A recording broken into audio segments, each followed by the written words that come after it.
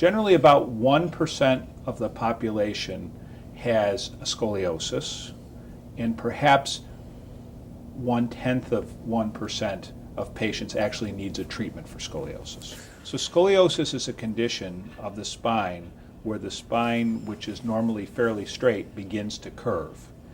And scoliosis has different effects on different people. We don't really know exactly what causes scoliosis, but we do know that growing is something that can make the curvature get worse. And so this typically becomes an issue for kids in their middle school years when they're really hitting their growth spurt and their curve can enlarge. Once a curve gets to a certain size, it can continue to enlarge even after you're done growing. And at that point, the curve could become very, very large. And when curves get very large, they can begin to affect the heart and the lungs and can begin to influence people's ability to carry on activities of daily living. So the operation that Elli had is called a spinal fusion operation for scoliosis. And once that heals, it becomes a living part of her body. And we need to follow it through the healing period, which is generally in the range of 1 to 2 years. Then we like to follow her through sort of the end of her high school. She had a curve which every scoliosis specialist would recommend surgery on. She has two stainless steel rods in her back, and she has a bunch of screws.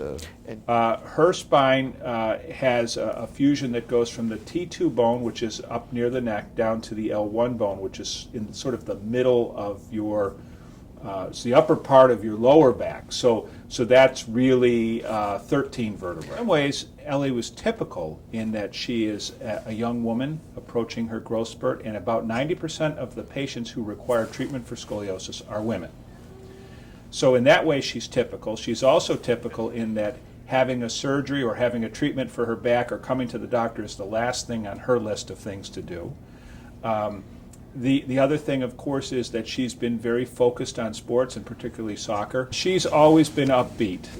She came to me for treatment, and we had to talk about an operation right away, which is not a great way to start a friendship. And she went through a big surgery and then had some additional problems with another portion of her spine and had to have a second surgery, albeit a smaller one, but we had to extend the fusion a bit.